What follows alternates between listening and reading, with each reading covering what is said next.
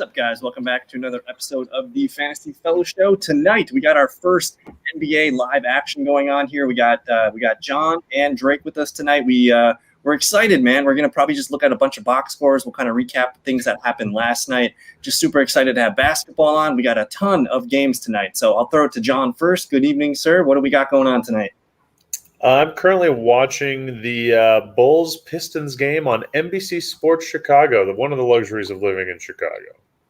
And the Pistons so far are off to an 18-14 lead, looking pretty good there. And then we got Drake, man. How are you doing tonight? What's going on? I'm doing great. Just happy to be in the basketball season again. It's and we got Cavaliers. Yeah, the Cavs again. I'm going to just hype the crap out of them for the next month. And then you guys won't hear me say anything about the Cavs until the draft. So, you get the next 30 days to talk as much as you It's going to be fun. It's going to be a great 30 days, guys. And I'm sure you got the pants on. You got the pants on tonight? Oh, yeah. All right. Cavs pants are out. We got the I love it. We're comfy. Get comfy with us tonight. We're going to probably hang out for a good hour here. And I don't know where we want to start. Should we? I mean, like I kind of pulled up the games here that we're going to. Can I just go ahead? Can I just start by saying how nice it was that the basketball season started at Christmas last year? Yeah, we touched. Did we touch on that with our last? I don't know if we did.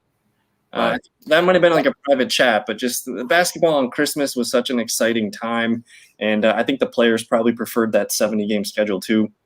But here we are. It is mid-October. We're going through it. A lot to learn tonight. I did want to pull up the Bucks and the Nets box score from last night. Maybe we'll look at it this way. We'll just look at these are the top scorers from last night. So it's the usual suspects. You got Giannis. You got Anthony Davis looked really, really good. Kevin Durant, of course, LeBron James, Steph Curry, James Harden, Chris Middleton.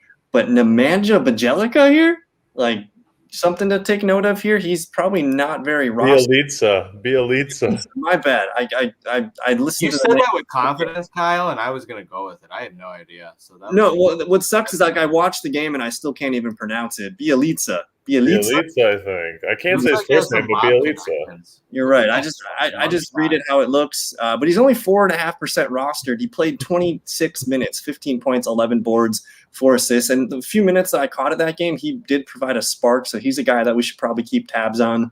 But I'm going to throw it right to John. Tell us sweet things about Paddy Mills here.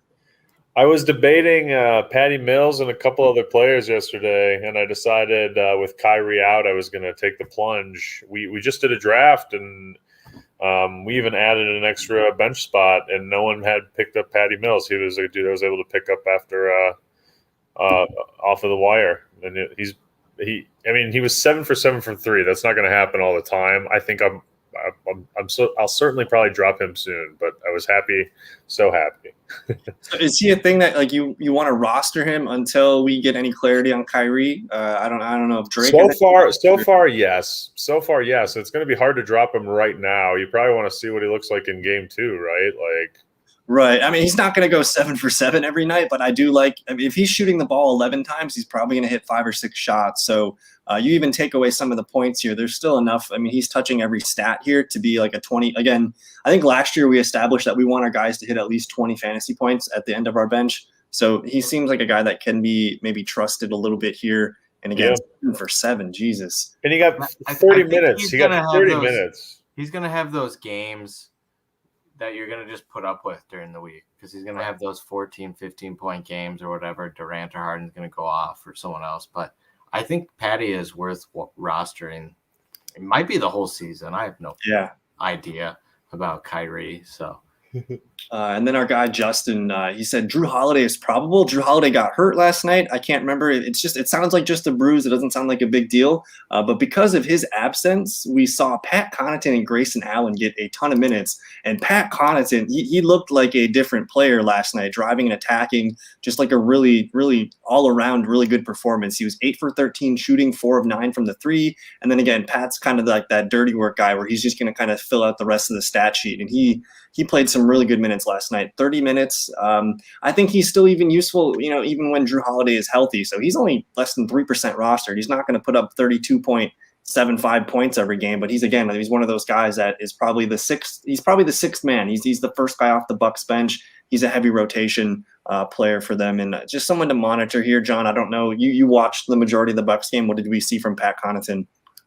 I think he hit it on the head really well, Kyle. He was he contributed across the board in every category. He played a pretty flawless game. It says 4 for 9 from 3, but honestly, I don't feel like I saw him miss last night. He was just he had some hands in his face and he was cashing them in. So it was really impressive. I think actually Holiday coming back, like you said, could slow him down a bit, but overall, I think he's going to be on and off rosters this year at worst, kind of like last year. He might stick on people's rosters more this year than ever before, too. So it'll be interesting to watch him. He's good.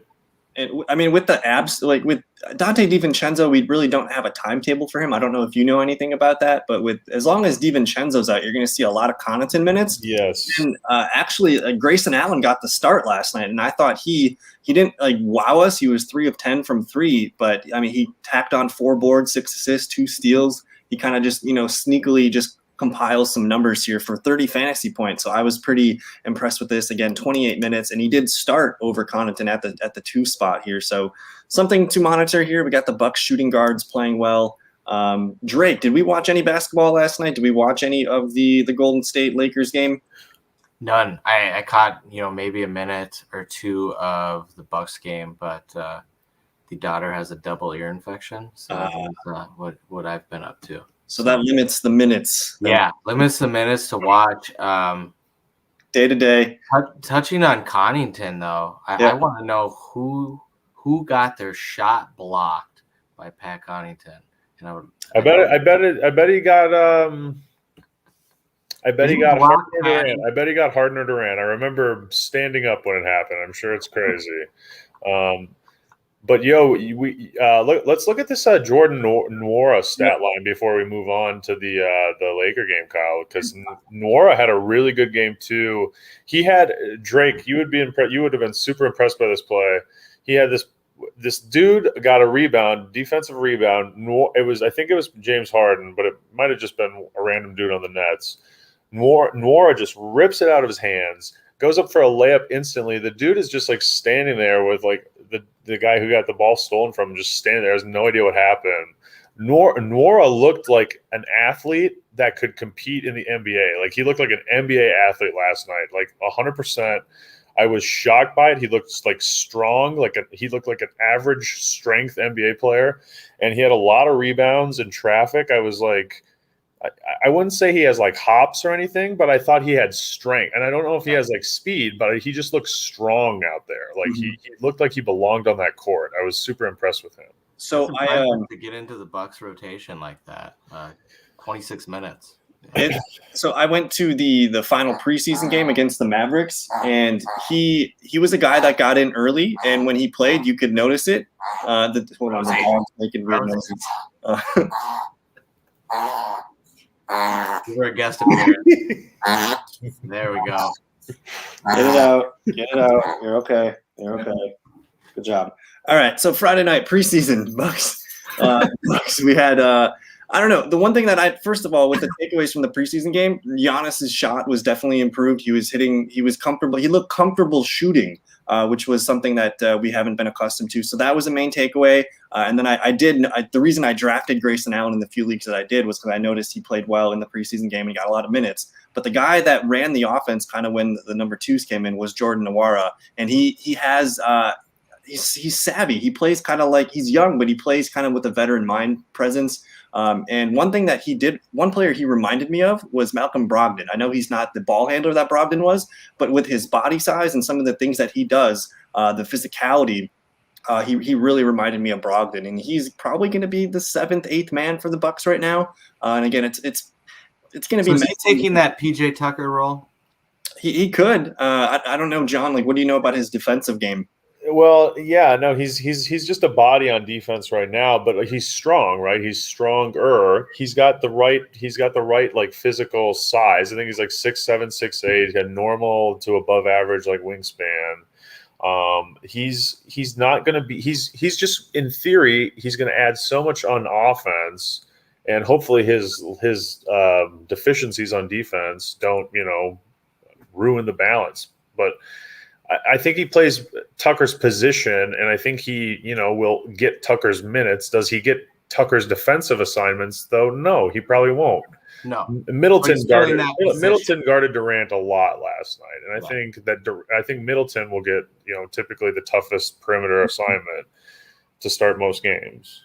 Is that Bubba that owns all those guys, Kyle? Or is that my dad and my brother are in here in the mix here. I think they both own 2. My dad's actually got Giannis and Chris. So I was thinking someone owned 4 because it was the same. I want to. I played. So it was a fun fantasy matchup in our league last night, Kevin. I'm the Durant team, and I have Paddy Mills, and I played the Giannis Middleton Westbrook team. Yep. And that was a throwdown. Look at that Isaiah Stewart stat line already. Let me see it. Don't tease me now. He had the 5 rebounds in the first 5 minutes. The minutes are coming along here, but let's we'll click into here and see what's going on with our beloved Pistons and our Bulls right now. On the Bulls real quick right now, no one's got more than 4 points. It's kind of even spread, but Vucevic with 8 rebounds already. 9 minutes left in the second quarter here. Nothing really else sticks out. Vucevic 2 of 9 shooting. So even with DeMar DeRozan on the court, he's still getting a ton of shot attempts, which is good to see. I got a Caruso alert. Alex Caruso is in the game. Is there too many guys in Chicago? They've don't already see DeRozan putting up the points he did last year. So it's 3 minutes into the second quarter, and they've already played 9 dudes. So that's concerning. You'd like to see about 7, 8 at the most. So 9 dudes feels like too many cooks in the kitchen. Derrick Jones Jr. hasn't even played. And then for the Pistons, real quick, Jeremy Grant leads the way, 3 of 8 shooting with 8 points, 2 boards. There's Isaiah Stewart, 5 boards, 2 points. Just kind of a balanced spread attack so far. Again, they're rolling 10 deep, so the Pistons don't care. They're going to roll out Justin Jackson, Hamidou Diallo, Corey Joseph, Trey Lyles, Kelly Olynyk too. So this is a heavy minutes rotation going on right now. And I'll be interested to see what happens when Cade Cunningham is ready to play. But any thoughts from either of you two on the Pistons? I want to see some Garza minutes. We need some Garza minutes. Get him out there. I think this is like exactly what we said it would be. Outside of Hayes, but we all know about Hayes. Grant leading the way. Stewart and Bay doing their thing. That's pretty much what we called, right? That's what we thought this was.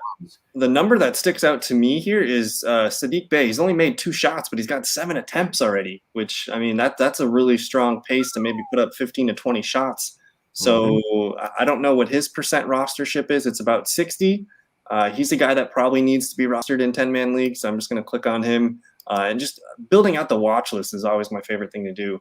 Cade's going to mess this up, though. Oh, yeah. It's going to be a cluster when things get bad. Why is Trey Lyles on the Pistons?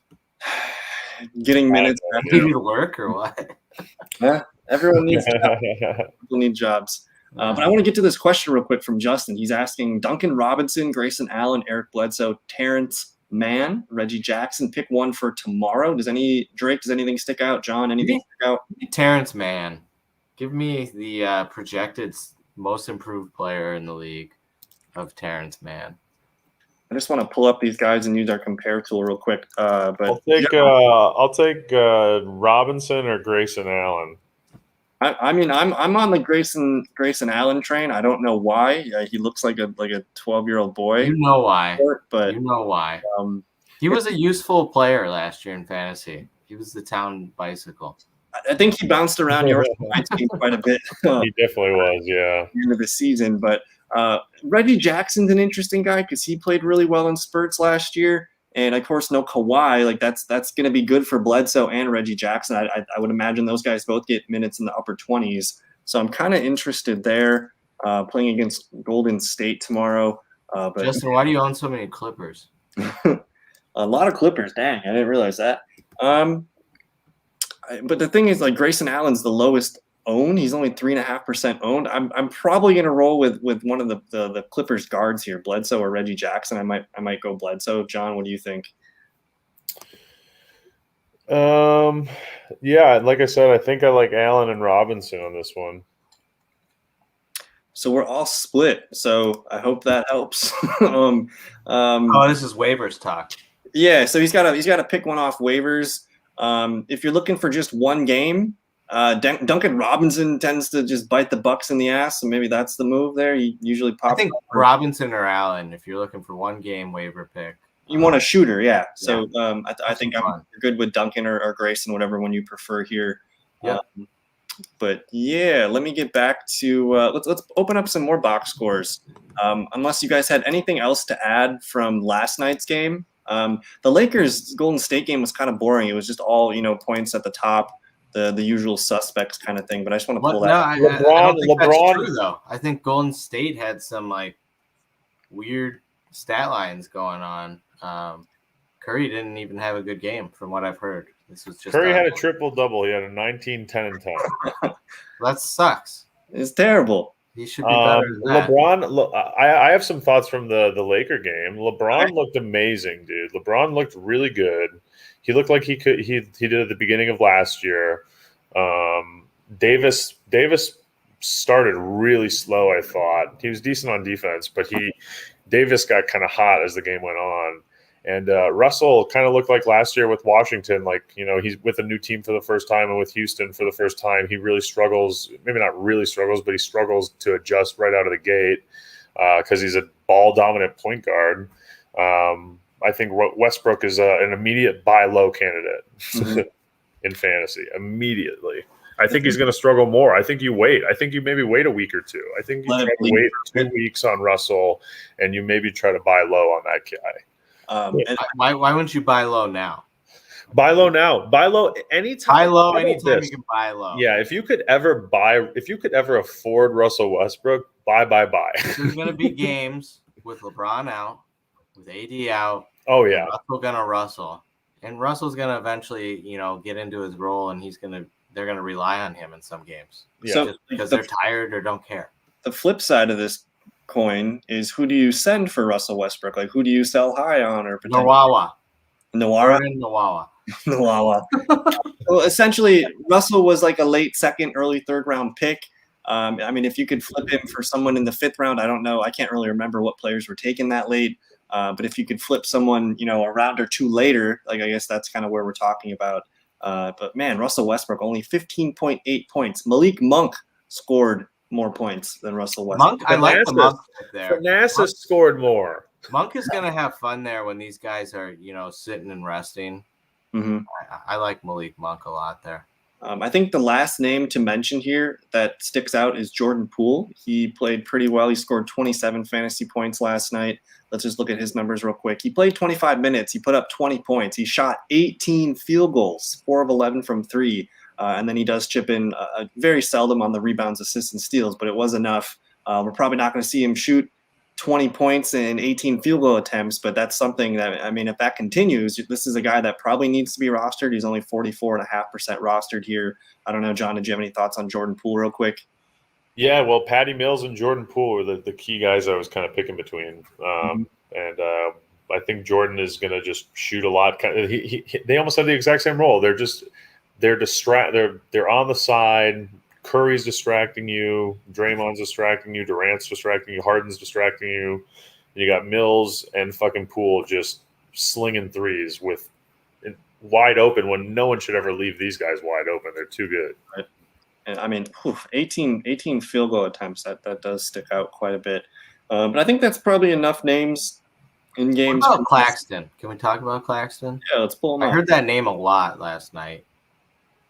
Claxton got a lot of minutes. He started. He definitely started the game. He had like damn near 15 minutes in the first half. Well, crazy. That's a lot for, a guy named Nick Claxton. This is a guy who who's his competition at the 5 spot? And we know Blake Griffin's Aldridge and Griffin. Right. So hold on, I'll go to Brooklyn here. So just looking at, you don't have a true center, huh? No, and that's how the Bucks just destroyed them inside. You had Brook Lopez, you had Giannis Antetokounmpo, Thanasis and Pat Connaughton got inside over and over and over again. Yeah, they're gonna have to fix that. So like, here's a tip that I've actually been doing this for fantasy football too. This is just a good fantasy tactic. But one thing that I like to do, I like to go filter by team, and I'd like to see who the best players are on a team. Sometimes you find things that way. Nick Claxton was the 4th best fantasy player on the Brooklyn Nets last night. So that should mean something for fantasy lineups. He scored more than Blake Griffin. He played the same amount of minutes basically as Blake Griffin. So Claxton probably needs to be added to your watch list at this point.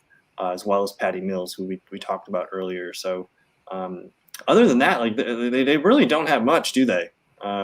For fantasy, like are we holding on to Joe Harris? Probably, but you don't have to. You definitely don't have to. You're not married to Joe Harris. He's a frustrating, player. He's going to be on and off. And the streaky shooting and just the lack of Harden and Durant. Yeah. How many shots is Joe getting? It didn't even have a blurb about him. That's how important he was. It didn't even have any news updates here. So I'm looking. We're talking about his last preseason game. Yeah, so not great there. I think these top 4 guys, and then of course Blake Griffin probably needs to be held on to just for now. But anyways, let's get up to date here with some of the current games. I'm just looking at the scores here. It looks like Sabonis has already got 22 points, 7 rebounds, 7 minutes left in the second quarter. Miles Turner, Drake was on Miles Turner last year. Looks like he's playing fine. Did he have like back injuries and things last year? Yeah, I held off this year because of the concerns. But when he's in there, and everyone loves Miles Turner. I was putting out lineups with Turner and Embiid, and just having a lot of fun last year. Just looking at this, I don't know. Can you guys see this? Should I zoom in a little more here? Just looking at the right corner here, Sabonis has got 22 of the 50 points here so far. Looks like 22 in 13 minutes. Yeah, it's 9 of 11 shooting. He's hit 2 threes, 7 boards. This is looking really. Again, it's the Charlotte Hornets. They really don't have anyone to compete with him. It looks like they're putting out Mason Plumlee at the 5 spot this year, with PJ Washington coming off the bench. So it's going to be difficult for anyone to slow Sabonis down at this point. So he's going to gobble up against the East centers, I think, this year. But Chris Duarte, John, what are we looking at with Chris Duarte here getting the start tonight? I don't know much about him, dude, but but Sabonis is someone I'm just super excited about. But Duarte, anyone who's starting has to be someone you pay attention to. I mean, if someone gets 25 plus minutes in a basketball game, there's always a good chance they can be a useful fantasy asset. So you want to watch Duarte. He's obviously scoring. I think he's been doing solid in the preseason. I mean, like I said, I don't know a whole lot about the kid, but looks like he's got an opportunity. During the preseason he averaged 23 minutes and he got 13.8 points, 3.3 boards, 2.8 assists. He's the starting 2 guard right now for the Pacers. I think that was old Dougie's spot, was it not? It was Doug holding down the 2 spot in the past year. Yeah. Drake, do you know where Duarte is from? Where he went to school? Yeah, he's Virginia. He went to Virginia. Nice. I have no idea. Look it up, but that's a good guess. That sounds right. Sounds like Chris Duarte went to Virginia. He played college basketball at the Northwest Florida State Raiders in the Oregon. And the Ducks. He's a Duck. That's right. Yes, he's a Duck. But interesting so far. He went from Oregon to Indiana. That's okay. So what's going on with? Do you guys know anything about LeVert? There's no timetable. There's really nothing like on him. That's what's frustrating. They don't even have him on the thing here. Let me actually type him in and see what it said.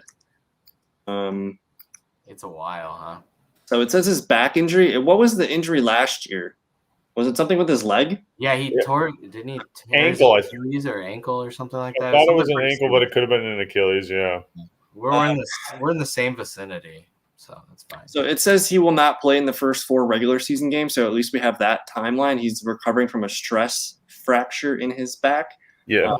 So it's difficult here. He's heavily rostered, 93.5% here. So he's worth holding on to if anyone decides to cut him after the first couple games here. But until then, we need to call the chiropractors of Indianapolis and kind of get a timetable here. Right. Yeah. We gotta. Who's working on Chris? What are we seeing? But make sure he doesn't go to the same guys as Larry Bird went to.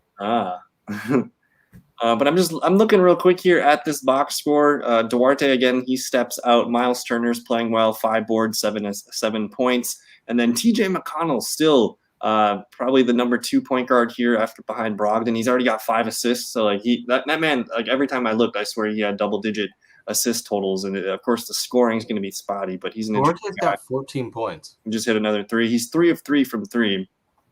So just cruising along real quick. Brogdon's doing nothing.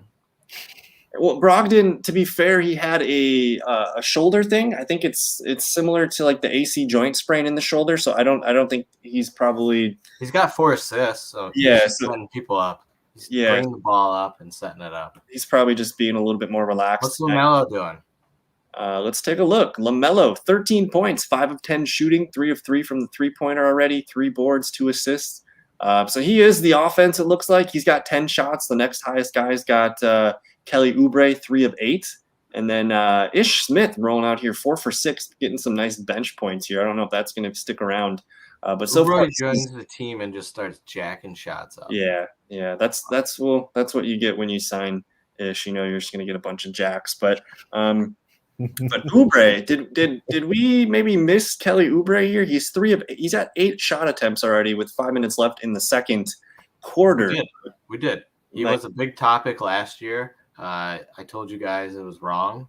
You refused to believe me, and now we just didn't talk about him this year. And I mean, he's under 28% rostered here, so he's worth owning.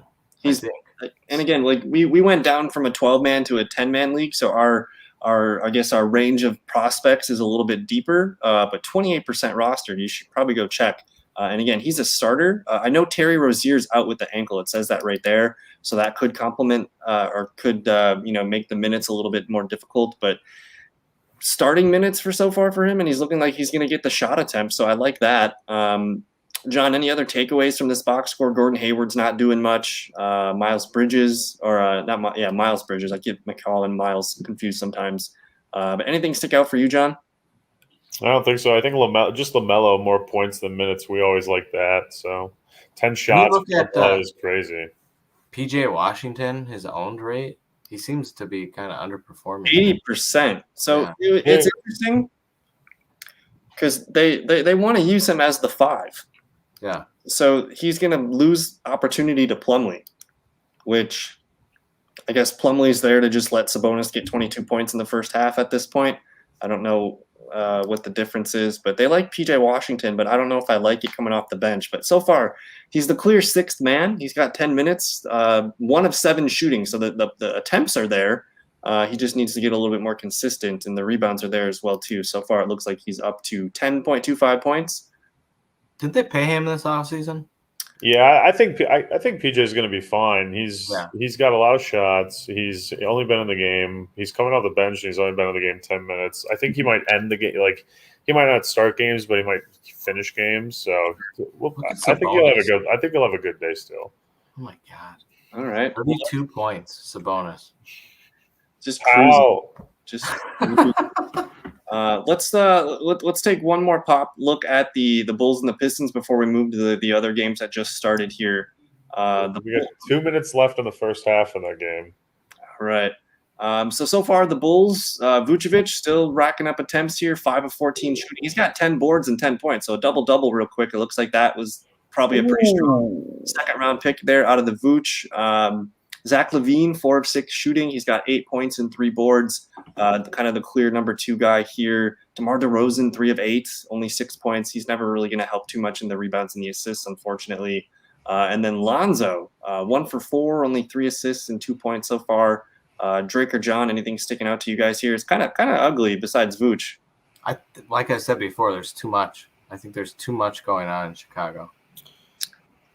And I don't really – I mean – The bench is disappointing here. I guess the minutes are all equaling, towards the starters. Everyone's over 15 minutes for the starting lineup, so I guess it's good news. It looks like Patrick Williams is playing decent. He's only got 2 shot attempts, but I like the minutes there. I don't know, John. Any quick thoughts on the Bulls? Well, I mean, you like to see Williams with the low shot attempts because even though, to your point, the Bulls do have too many mouths to feed. they're feeding the right mouths. They're not forcing, especially the starting lineup. Williams knows his place. He's getting alley-oops. He's going to get putbacks. That's how he's going to get his shots. Yep. DeRozan's going to take his shots. Ball's going to take his corner threes. Levine's going to take his shots. And Vucevic is going to pick and roll all day and then get open shots too. So I like the way they're trying to build their offense. You'll have to, people are just going to have to be efficient, or else it's going to be gross. So DeRozan's never been an efficient scorer, so he's in trouble there. Levine and Ball probably have the best chance to do it, but I don't think either one of them have ever really done it either. And Vucevic is just good because he obviously gets his big guy points, his rebounds, a couple blocks randomly. So Vu's better. Yeah, he's a great big man. He can move and do pretty much everything. He's not getting points just because he's big. He's put up 14 shots. So. And he's not going to go 5 of 14 often. He's probably going to hit over 50% most nights. So that would put the Bulls ahead on a typical night. So I get Vucevic, Ball, and Levine. Those are probably do we care? What do you do if you drafted DeRozan here? He's 99%. Are you looking to move him at all? What do you do if you kept him as a keeper? We'll get to that. I think John's analysis of the Bulls is perfect. He's watching the game too, but I feel a little better after listening to him talk about how they can make this work. I think DeRozan and Levine are kind of carbon copies of each other, and those two are gonna be negatively impacted the most by this situation. Everyone else is kind of doing their thing. Yeah, that makes sense. The shot attempts are both 8 for DeRozan, 8 for Levine. So, you typically would want Levine to be this, at least the one or number 2 shooter for that night. So we'll get more data points on that, but it looks like those two could clash. Depends on who's hitting the shots that night. But let's scroll on down to the Pistons real quick. Shot leader Jeremy Grant, 4 of 10 shooting. He's got 11 points and 4 boards.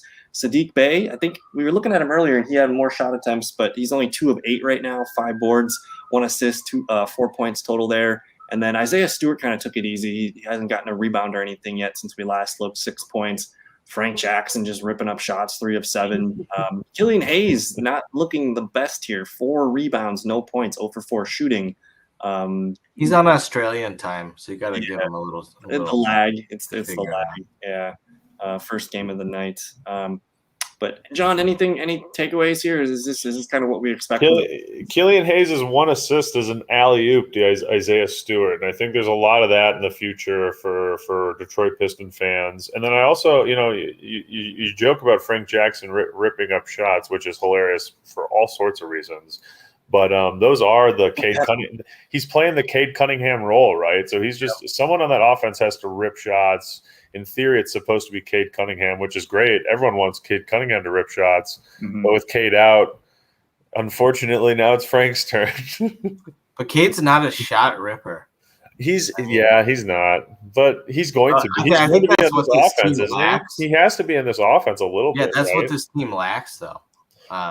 That's why there was the debate about Green versus him, just for the fact of a fit. Obviously, you're taking Cunningham because he was the number 1 pick, but Jalen, but Cade can score better. Yeah, Cade can score. He's just not. He's not his athleticism and his shot and all that's not going to blow your mind. I think you He's can. a good basketball player. Yeah, I think you want to try to groom him to be that, though, a little bit, right? Oh, and then you're going to suck this year no matter what. You give him an opportunity to at least try it out, and then you get a great pick next year. I hope they have their first round pick. God, please, I hope they have it, and then hopefully you can get a shot ripper there. Yeah. That's probably their plan. And I hope they don't mess it up because I love what they're cooking with right now. They got a lot of fun going on. So I popped open the Boston Celtics New York Knicks box score here. There's 2 minutes left in the first quarter. It looks like Jalen Brown is cooking. 5 of 6 shooting, 3 of 3 from 3, 14 points already in the first quarter for Jalen Brown here. Looking like a huge hit. 4th, 5th round. It didn't matter where you grabbed him. This is looking like we were. We missed him last year, at the back half of the season. So it's good to see him back and healthy and playing well. Probably going to be the leading scorer for the Celtics this year if Jason Tatum doesn't have anything to say about it. But so far here, Grant Williams getting the start here at the 4. Robert Williams getting the start at the 5. Nothing too crazy here. Drake, John, anything stick out for the Celtics besides the obvious hot start for Jalen Brown? Just let John talk about Jalen Brown. Jalen Brown is awesome at basketball, and he's one of these dudes that it gets better every year. He maybe doesn't get like incredible, like way better, but he's just improving a little bit every year. I really like what he's putting together. I think he's like only 25, 26 now. He's still super young. I still think he's got some, good years ahead of him too, where he might even get better. But I hope people got him for the last discount you can ever get him. The last time you'll be able to draft him in the 4th, 5th round of his, career for the next 5, 6, 8 years. He was disrespected in our draft. Yeah, he fell to the 5th round.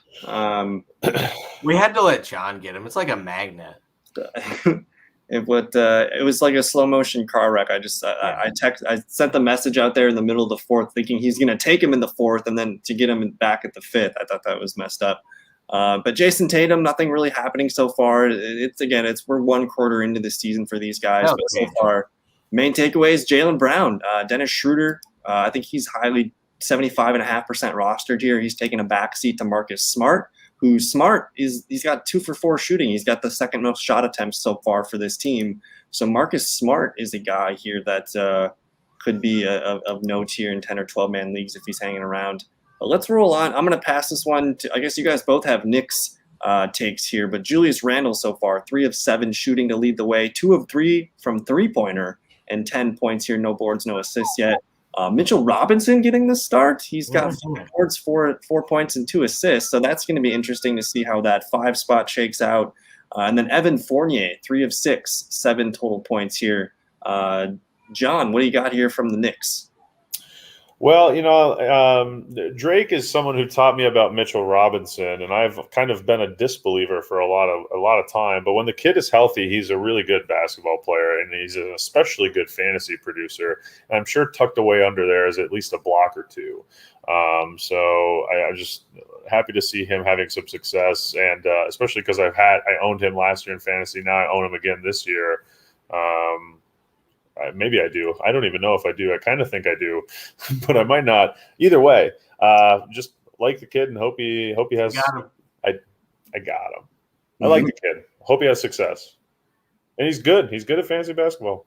I think 2 years ago, Drake, me and you were we traded Mitchell Robinson. We were back and forth on Mitchell Robinson, and he's that player that he gets basically a point per minute when he plays a good amount of minutes. But for some reason, the coach just kind of jerks him around. And I know he's widely talented. He's still really young. And then with the Knicks coach kind of being known for trusting veterans, it kind of makes it for a messy, consistency every night. But I like Mitchell Robinson. It's good to see him get the start. Any thoughts here on your guy, Julius Randle? Any thoughts on anybody else from the Knicks here so far, Drake? Randall's doing exactly what we want him to be doing. And the rebounds are just bound to come. But he's really taken over this offense, and that's what we saw last year. This is Randall's team. Evan Fournier. That was a sneaky. They traded for him last year when Orlando blew it up. He's only 65% rostered, so if he's hanging around, he's going to get shot attempts here, probably at the expense of RJ Barrett. I'm interested in that. I do own RJ Barrett in a couple of leagues, so I'm kind of nervous about that. 6 shot attempts for Fournier, only 1 for Barrett so far. If you watch the Olympics, you had to have some kind of love for Fournier. Mm-hmm. And I'm trying to think. Ball. No Obi Toppin yet. Yeah, dude. Fournier and Gobert, man. What a fucking formidable combo in Olympic basketball. Yeah. But let's move on. Let me see what other games. I think we got the Washington Wizards, and who are they playing? Our favorite, the Wizards and the Raptors, of course. Yeah. Let's take a peek at these jokesters. We got an interesting lineup. Look at this Wizards lineup. You got the Kuz Cruz, you got the Dinwiddie, you got the Gafford, Bradley Beal, and KCP. Davis Bertans is still kicking. You got Avija here, Montrezl Harrell, Raul Neto, and Aaron Holiday. What a crew for the Wizards here. But so far, you can even make up those names. No, this is like playing Scrabble and you just get a bunch of letters. That's like if Dirty Randy was a basketball team, right? It's an interesting group, man. It's an interesting group. I'd be curious to see how they got to this point with all the transactions on a list. But so far, it's Kuzma getting 8 minutes. Gafford gets the start at the 5 with 7 minutes. Dinwiddie had a bad injury last year, so it's good to see him back in the starting lineup. And then Bradley Beal so far, 3 of 5, 6 points. KCP getting starter minutes. That's going to be kind of interesting here.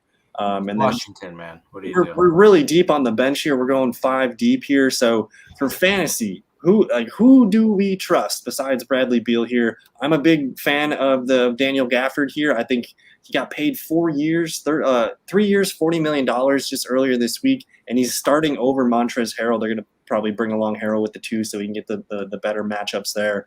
But interesting so far. I like Beal. I like Gafford. I don't know if I trust Kuzma so far here, but 5 boards, 3 points for Kuzma. And then Dinwiddie's a sleeper here too. But Drake, do you want to roster anybody not named Gafford or Beal here? No. Don't. John, anything stick out? Dinwiddie's got a lot of percent rostership. He's almost up to 90%. Yeah, Dinwiddie's healthy. Dinwiddie is. I'm a little nervous because he didn't play at all last year. He sat the year out. So I'm a little actually nervous on him. But actually, Harrell, I'm almost more interested in, like, especially if he keeps a bench role. Mm-hmm. The guy won 6th man of the year like 4 years ago, or maybe less. But if they keep him on the bench, that actually could be a good role for him. So that intrigues me to a degree. So this was a stat line from Harrell over the weekend. I think it was their final preseason game. In 18 minutes, he's probably going to be an 18 to 20-minute player. 11 points, 3 boards, 3 assists, 2 blocks, and a steal. He's probably going to be one of those guys. And again, he's 94% rostered. I think he was a 6th-round pick this year, kind of like where he was last year. That's crazy to me.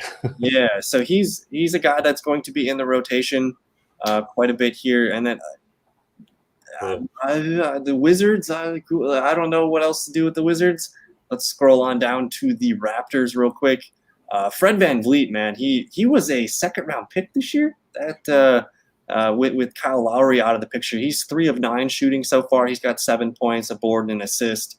After that, Scottie Barnes getting the start here. 9 minutes so far, 3 boards and 2 points.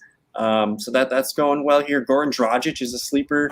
He's only 12.5% rostered. I think that needs to be a lot higher in 10 and 12-man leagues. He's going to get a lot of shot attempts in this offense.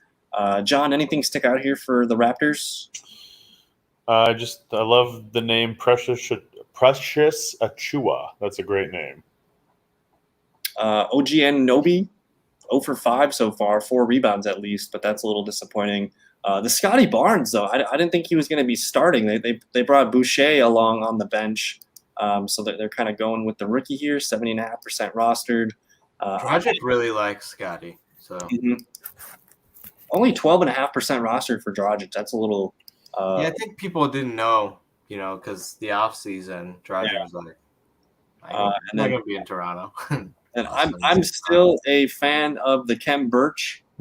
He's going to get minutes. I know he's probably going to be starting over Precious Achua at some point here. So. He's a guy just to keep an eye on. He's only 5.7% rostered. He played really well down the stretch last year. So Raptors, Wizards, probably one of the least exciting games of the evening so far. But hold on. Cavaliers, Grizzlies, we're here. Let's take a peek here. You got a pretty good game here going on in Memphis. Markkanen getting the start. Jared and Mobley, Sexton, and Garland, Drake. We're literally 4 minutes into the season here. Everyone's got a shot attempt, which is nice. Let's attack here. But what are, for fantasy, tell us, what do we need to know about the Cavs this year? You need to pay attention to the starters here. I mean, Markkanen, Allen. We all saw Allen last year be a really efficient fantasy player. Markkanen's interesting, but if he's sitting that role where he's just going to be able to, he's already shot twice in a 3-pointer. That's what he's there for. And then Mobley. Mobley is going to be a fantasy monster in his evolved form. I'm not sure when that happens this year, but you get blocks, points, rebounds, everything. And we know what Sexton and Garland are going to do for you. So And then this is a team that refuses to start wings. So Just 2 guards, 2 centers, and a power forward. They say suck it, NBA. This is a crazy starting lineup, man. I'm loving this to death. I can't figure out if Mobley or Markkanen is the wing. To be fair, though, the Grizzlies threw out Jaren Jackson and Steve Adams in this game, so that might have been just a counter move to make sure they get the correct lineup against these two guys. Kind of the same lineup here as the Grizzlies, so that might be matchup dependent here. Mm-hmm. But Drake, anybody off the bench that we need to know? Like, can we expect Okoro to make a leap this year? Okoro's good. He's not going to be this amazing fantasy player. He's a good basketball player, but he's not going to fill out your stat sheet. He just kind of does everything right. Mm-hmm. Might have some good games, but Lamar Stevens is a guy I really like. Again, he's just going to be that consistent type of player. Not even rostered. Mm-hmm. We'll see what Love is. Mm-hmm. I mean, that has to be the most interesting. And then you got Chetty as well. So I'm interested to see who the first couple people off the bench are for them in this game. We'll take a look at that when it happens. But the Grizzlies, for some reason, we talked about the Grizzlies a shit ton last year. But John, paint us the picture here so far. John Morant, 2 of 3 shooting. Desmond Bain, a guy that we probably have to talk about in a little bit. He's got 5 points, 2 of 3 shooting here. What do we like so far about I just missed it. What do we like so far about the Grizzlies? Well, I mean, it's anytime you can get, a couple baskets in 2-3 minutes to start a game and you're not a star, that's always impressive to me. So Desmond Bain seems like he's an interesting piece right now. And John Morant obviously is just going to get his shots. So that everything looks like it all makes sense. So what's 3 minutes in? Why can't I think of the shooting guard for Memphis? Dylan Brooks. Dylan Brooks is hurt right now. Yeah. What's up with Dylan Brooks? He's injured. I'm not exactly sure what it is, but it's pretty serious, I thought. He had some moments last year in the playoffs. He's going to be reevaluated in 2 or 3 weeks with a hand and a thigh. This was on the 12th, so we're talking. Sounds like a KFC order. A hand and a thigh? Interesting. You sure you can afford that, sir? So we'll keep an eye on him. But I guess if you're playing the short term game, apparently Desmond Bain here going to get some shot attempts here. He's going to be a contributor. DeAnthony Melton, I thought, was a good piece last year. I think he was on and off a lot of teams as a waiver wire guy here. But I don't know. Brandon Clark coming off the bench here too. It looks like Kyle Anderson's going to be coming off the bench. Any other names that we need to be aware of here? To me, it's just the starting 5. Well, eventually, at some point in your life, you'll have Tyus Jones on your playing games because the Memphis Grizzlies have 5 that week, and he's starting. Yep. Injury, and that'll be what it is. But I think you hit it well. Clark's a good piece to own. I like Clark a lot. This is a fun matchup we got going on here, brewing between the old Grizz and Cavs. It's a pretty well-known rivalry across the years. Let's take a peek here at one of the most fascinating games of the evening: the Houston Rockets, T-Wolves. Just to note the starters real quick for the Rockets. You got Jayshawn Tate, Daniel Tice, Christian Wood, KP Jr. here, and Jalen Green getting the start. So far, again, we're literally 5 minutes into the game here, but Christian Wood, centerpiece of the offense, he's got 3 shot attempts already. And Daniel Tice, what's with these 2 center starting lineups? This is probably the 3rd or 4th one we've seen tonight. So teams playing big here. For fantasy, like, John, who do we care about? Like, I have shares of Kevin Porter Jr., Christian Wood, of course. But I don't know. Jayshawn Tate had moments last year. Jalen Green's going to probably be a guy that grows as the season goes on.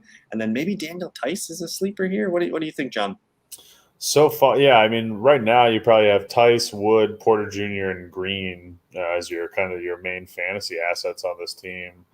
I feel like Tice, plays a lot of power forward in his career, in his past, and in his present, and now in his future. And so he's good for a 2 big lineup. And also Christian Wood is kind of undersized, I always thought. He's only like 6'10", and he's not massive. But I like this. I like this roster from a fantasy perspective. If Jalen Green can actually, get buckets, which I think he can. So I think it's a good team. The bench is disgusting. I mean, it's a good fantasy team. The bench is disgusting. Garbage time. I would just pay attention to that. Who's going to get big minutes because someone's going to get big minutes on this bench once in a while. I think Sengun and Garaba are interesting bench pieces. Yeah. Just from the fact that I'm guessing eventually they're going to be playing a lot, but I don't think it's something to worry about right now. Well, this is interesting to me. Eric Gordon's the first player off the bench, and he subs in for Christian Wood. So Eric Gordon maybe as a guy that gets maybe 25, 30 minutes per game here. And then this is a guy that I thought he played pretty well last year, Kenyon Martin Jr. I'm not going to sleep on him. I'm going to add him to the watch list and just monitor him. But at one point, I remember him playing pretty good heavy minutes and getting enough fantasy points to be on the roster. So keep an eye out for some of those guys here. And then looking at the Timberwolves, Drake, you want to break this down for us? Are you able to read these numbers? Yeah. T-Wolves, it's going to be, the usual suspects. You're going to have Towns, obviously. He's 1 for 3, so this is early into the game. You got Russell with 5 points, and you got Anthony Edwards. Those 3 are going to be your main pieces for the Wolves. I like Malik Beasley. He was pretty good for them and for Denver, so he's another piece. JD McDaniels, that's a tough call. I think he can have his moments. He's probably best when other guys are out. Mm-hmm. So I think the T-Wolves, if you're really honing in, it's probably those 3 guys, and then you have Josh and Beasley, and then maybe McDaniels. I don't know what to do with Patrick Beverly on this team. They seem to they had like a parade in Minnesota for it. It was kind of sad. Nas Reed was the guy that played well last year. I don't know what his minutes are going to be. Yeah, and Nas was, again, because of the Towns injuries. Yeah. And stuff. So this is a really top-heavy team. They're really invested in those 3 guys doing it. Maybe you guys see something different from a fantasy perspective.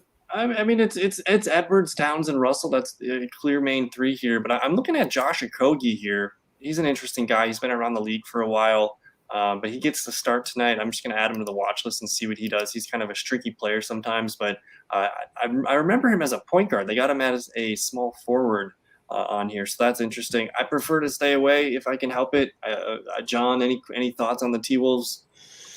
Yeah, no, I think the most interesting thing that I'm thinking about the T-Wolves is like the question, who's going to be the number 2 fantasy scorer behind Towns? Is it going to be Edwards or is it going to be Russell? I think it's probably going to be Edwards, but Russell has shown a couple different times in his past that he can be an absolute, volume, like fantasy volume monster where if he's getting shots, he's usually putting up really good fantasy numbers. Mm-hmm. So I think that's all the games that we've seen so far. I guess Oh, no, you got to go see the Embiids. We got to meet the Embiids. Let's see what the Sixers and the Pelicans got brewing. Starting with the Sixers, it looks like Joel Embiid's leading the way, 4 of 6 shooting. He's got 10 buckets already, 3 boards, and 4 assists. So steady start for him. Tobias Harris chipping in 3 field goals on 7 attempts, 3 boards, 6 points. We got Danny Green doing jack nothing. Tyrese Maxey, 2 of 3 shooting, a couple boards and assists there. So far, so good for him. And then Seth Curry here, just with 1 shot attempt, 1 assist. But Tyrese Maxey getting the start. I'm curious about his percent rostership. It's only 9.5%. John, tell everyone to go get Tyrese Maxey. Tyrese Maxey is the starting point guard on the Philadelphia 76ers. He's at worst worth a look. And I think a team that removes Ben Simmons, there's actually a chance for some addition by subtraction here. Simmons, I think we all know it. He's just not a floor spacer. He's a paint clogger. When you have a guy like Joel Embiid, that should be your one paint clogger on the court at all times. And Maxey is going to benefit, just like anyone benefits from playing in an offense that's got Joel Embiid and a little bit of space. So I think Maxey, if he plays well, if he uses his minutes wisely, he could be a super awesome fantasy asset this year. He's not gonna win anyone a league, but he could average 30 points, 25, 30 points a game this year, fantasy points, in a standard league settings. And I just, from playing fantasy basketball competitively the last few years, it's really that first week where you get access to seeing minutes and seeing how players are performing in just a few games. And sometimes, like, if you grab a player that second game of the season and you're locked into, a 30 points per game guy, this is the time to kind of add these guys and kind of trim the fat from your roster. So Tyrese Maxey, I know what's his name here, the other guard, Shake Milton. He could come back and complicate things. I think he could potentially take some minutes away from Maxey, but for now, it's his job to run with it. I don't know when he's coming back. But any other names here that we need to know for fantasy, Drake, besides Tobias? No, I mean, we know Tobias. Seth is going to be one of those waiver wire guys that floats around. Pisses you off. It's just, it's going to be interesting what this team looks like, maybe say in a month or 2 months. Simmons is getting moved at some point. I'm concerned about this bench. Look at it's not good. It's not a good roster, to be honest. So moving Simmons could create, maybe you get 2 or 3 guys that are useful, and then some picks. But it'll be interesting. They need that other player, though. At the moment right now, I don't really know much about this bench at all. I think Milton, when he comes back, is the guy that you're probably going to want to know about. Who knows what Drummond's not even really rosterable in 10 and 12 man leagues. So it's kind of like a wasteland until we see anything happen with Simmons. So let's move on to the Pelicans. Fun game so far. Nikhil Alexander-Walker, 4 of 5 shooting with 9 points to lead the way. You got Brandon Ingram, 1 rebound, just 2 points and 3 assists though. And then Jonas Valanciunas here, 4 boards, 2 points. And then Josh Hart getting the start, 2 boards, 3 assists. And Devontae Graham just 1 of 1 shooting. He hit a 3, 4 points here. What do we think, John, about the Pelicans, the Zion-less Pelicans? Devontae Graham is going to eat in this offense, Zion or not. He's got 5 points, and it's not very much into the game, and he's only taken 1 shot. So I like what I see out of him. I like the role he's filling in that offense. And I remember because I was talking before about picking up guys in that first week or two, and Devontae's, I think it was maybe his first it was his breakout season with Charlotte, and he kind of came out of nowhere, and he was a guy that I picked up. I saw the minutes, and all of a sudden you get a guy that's averaging 30 points. He's only 80% rostered, which seems wrong, so just double check your wires for him. But this is an interesting one. Nikhil Alexander-Walker, again, about 78.5% rostered here, but he's out here taking 5 shots so far. So I'm just interested when Zion comes back here, does that bump Josh Hart out? Like, what's the starting lineup? Who's the odd man out for the lineup?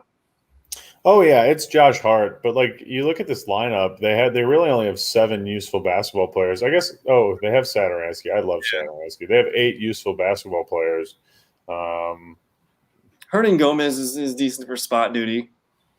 Okay, we like Willie. We like Willie. I apologize, Willie. Garrett Temple's not the worst either. He's a trustworthy guy that can probably play 10, 12 minutes per game here. But overall, it's Ingram, it's Valanciunas, maybe Alexander Walker and Devontae, and then of course Zion here. But kind of an ugly game so far, an ugly start. We'll see. I'm just super interested in the Sixers to see how this is going to play out. This bench is nasty, to say the least. But I don't know. We're going on about 58 minutes here. Do you guys, Drake, any final thoughts before tonight's show? Do you want me to open up any other box scores, or just final thoughts for the people? Final thoughts. We're in the first week, so it's going to be probably pretty rough. We got some teams playing 2 games, some teams playing 3. Kind of stick it out and just see how this thing's going to shape up. So I wouldn't put too much stock into how your team performs this week. Right. And then, John, final thoughts for you before we get out of here? Yeah, Jalen Brown has more points than Domantas Sabonis, and that makes me happy. Woo! Not fantasy points, but just actual 5 points. Real points with 5 minutes left in the second. So yeah, and he's played less minutes, and it's just crazy to me. I think he could get 50 tonight. He's hyping. Well, the Pacers Hornets game's getting out of hand. They're up 21 points, start of the third quarter, so we might not see a full Sabonis game, I suppose, if they make it interesting. But I don't know, man. I'm just excited to have basketball back. We'll be diving into the box scores.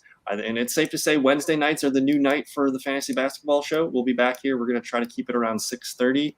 But I don't know. This was a lot of fun. Thank you guys for watching. We'll see you next Wednesday. Have a good one. Peace.